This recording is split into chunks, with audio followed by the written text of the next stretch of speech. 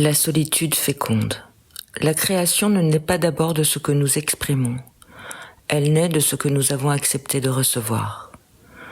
La solitude n'est pas un retrait du monde. Elle est l'espace où l'attention peut se déployer pleinement. C'est là que le monde nourrit lentement le regard jusqu'à devenir dessin, pensée ou écriture. Créer n'est pas pour moi produire. Créer, c'est recevoir. Avant chaque dessin, il y a un temps où rien ne se voit encore. Le monde travaille en silence. Une lumière traverse une pièce. Une couleur se déplace au fil des heures. Le vent modifie le rythme d'un arbre. Une musique laisse une trace. Un silence ouvre un espace. Rien de spectaculaire. Seulement une lente imprégnation. Je crois que nous créons avec ce qui nous a nourris.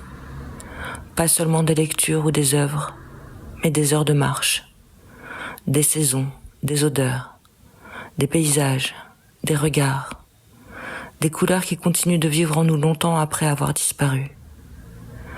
La solitude rend cette nourriture possible, non parce qu'elle nous coupe du monde, parce qu'elle nous rend disponibles.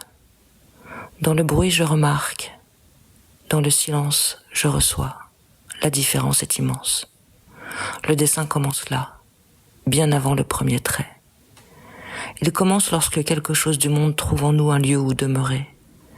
Alors seulement une forme devient nécessaire. Je protège ces heures de solitude comme on protège une source. Elles ne m'éloignent pas de la vie. Elles me permettent d'en recevoir davantage. Peut-être est-ce cela au fond la création. Non pas ajouter une œuvre au monde, mais laisser le monde devenir lentement une œuvre en nous.